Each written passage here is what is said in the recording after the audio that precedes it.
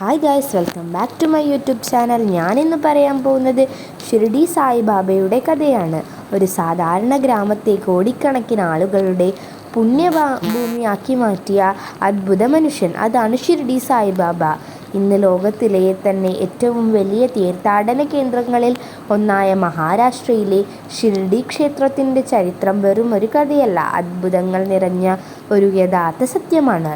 വെറും 16 വയസ്സുള്ള ഒരു ബാലൻ എങ്ങനെയാണ് നാടിൻ്റെ ദൈവമായി മാറിയതെന്ന് നമ്മൾക്ക് നോക്കാം. 19-ാം നൂറ്റാണ്ടിലെ മധ്യത്തിലാണ് കഥ തുടങ്ങുന്നത്. മഹാരാഷ്ട്രയിലെ അഹമ്മദ് നഗർ ജില്ലയിലെ ഒരു ചെറിയ ഗ്രാമമായിരുന്നു ഷിർഡി.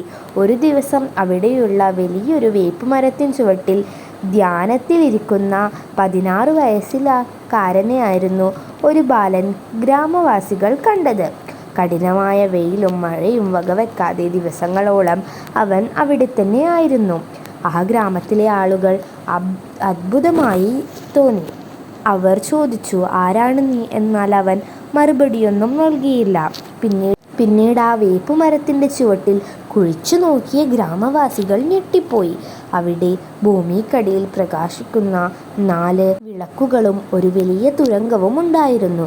ആ ബാലൻ മുൻജന്മത്തിൽ അവിടെ തപസ് അനുഷ്ഠിച്ചിരുന്നു എന്നതിൻ്റെ അടയാളമായിരുന്നു അത്. ഇന്നും ഷിർഡിയിൽ എത്തുന്ന ആദ്യം വണങ്ങുന്ന ഗുരുസ്ഥാനം ഈ വേപ്പുമരച്ചുവടാണ്.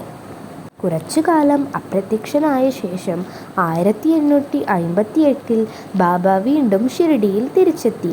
അവിടെയുള്ള ഒരു പഴയ തകർന്നു വീഴാറായ മസ്ജിദിൽ അദ്ദേഹം താമസം തുടങ്ങി. ബാബ അതിന് ദ്വാരകമായി എന്ന് പേരിട്ടു. ജാതിക്കും മതത്തിനും അതീതമായി എല്ലാവരും ഒന്നാണെന്ന് അദ്ദേഹം പഠിപ്പിച്ചു. സബ്കാ മാലിക് ഏക്, എല്ലാവരുടെയും ദൈവം ഒന്ന് എന്നായിരുന്നു അദ്ദേഹത്തിൻ്റെ മന്ത്രം. ബാബ അവിടെ ഒരു പാവം ഫക്കീറായി ജീവിച്ചു. ഭിക്ഷാടനം നടത്തി കിട്ടുന്ന ഭക്ഷണം മൃഗങ്ങൾക്കും പക്ഷികൾക്കും പാവപ്പെട്ടവർക്കുമായി വീതിച്ചു നൽകി. അവിടെ അദ്ദേഹം ഒരു അഗ്നികുണ്ഡം എപ്പോഴും ജ്വലിപ്പിച്ചു നിർത്തിയിരുന്നു. അതിനെ ധൂനി എന്ന് വിളിക്കുന്നു. അതിൽ നിന്നുമുള്ള ഭസ്മം രോഗങ്ങൾ മാറ്റാനുള്ള ദിവ്യ ഔഷധമായി മാറി. ഷിർഡിയിൽ വെച്ച് ബാബ ഒരുപാട് അദ്ഭുതങ്ങൾ പ്രവർത്തിച്ചിട്ടുണ്ട്. അതിൽ ഏറ്റവും പ്രശസ്തമായതാണ് വെള്ളത്തിൽ വിളക്ക് കത്തിച്ചതാണ്. ഒരു ദീപാവലി നാളിൽ ദ്വാരകമായിൽ വിളിക്കുന്ന കത്തിക്കാൻ ബാബ നാട്ടിലെ വ്യാപാരികളോട് അല്പം എണ്ണ ചോദിച്ചു. എന്നാൽ അവർ ബാബയെ നിരസിച്ച് എന്നാൽ എണ്ണ തരാൻ പറ്റില്ല എന്ന് പറഞ്ഞു. ഒട്ടും പ്രകോപിതനാകാതെ ബാബ മസ്ജിദിൽ തിരിച്ചെത്തി.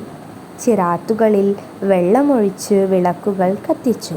എണ്ണയേക്കാൾ തിളക്കത്തോടെ ആ വിളക്കുകൾ രാത്രി മുഴുവനും കത്തിയിരുന്നു. ഇതുകണ്ട് ഗ്രാമവാസികൾ ബാബയുടെ കാൽക്കൽ വീണു മാപ്പപേക്ഷിച്ചു.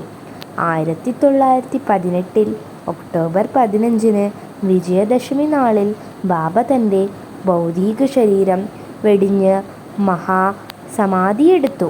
ബാബയുടെ ഭൗതിക ശരീരം അടക്കം ചെയ്ത സ്ഥലത്താണ് ഇന്നത്തെ പ്രശസ്തമായ സായിബാബ ക്ഷേത്രം സ്ഥിതി ചെയ്യുന്നത്. ഒരു ധനികനായ ഭക്തൻ തൻ്റെ കൃഷ്ണഭക്തിയായി നിർമ്മിച്ച ബൂട്ടിവാഡ എന്ന കെട്ടിടത്തിലാണ് ബാബയെ അടക്കം ചെയ്തത്. പിന്നീട് അത് വലിയൊരു ക്ഷേത്രമായി മാറിയിരിക്കുന്നു. ബാബ ജീവിച്ചിരുന്നപ്പോൾ പറഞ്ഞ വാക്കുകൊണ്ട്, "എൻ്റെ ഭൗതിക ശരീരം ഇല്ലാതായാലും എൻ്റെ മണ്ണിൽ ചവിട്ടുന്ന ഭക്തരുടെ കഷ്ടപ്പാടുകളും തീരും. ഞാൻ എൻ്റെ കല്ലറയിൽ നിന്നും നിങ്ങളോട് സംസാരിക്കും." ഇന്ന് വർഷം തോറും കോടിക്കണക്കിന് ആളുകൾ വന്ന് ആ അനുഗ്രഹം നേടി ഷിർഡിയിലേക്ക് ഒഴുകിയെത്തുന്നു. അപ്പോൾ ഈ വീഡിയോ എല്ലാവർക്കും ഇഷ്ടപ്പെട്ടിട്ടുണ്ടെങ്കിൽ എല്ലാവരും ലൈക്ക് ചെയ്യണം, ഷെയർ ചെയ്യണം, സബ്സ്ക്രൈബ് കൂടി ചെയ്യണം. ഇനിയൊരു നല്ല വീഡിയോ ആയിട്ട് ഞാൻ ഇനിയും വരുന്നതായിരിക്കും. അപ്പോൾ എല്ലാവർക്കും ബായ്.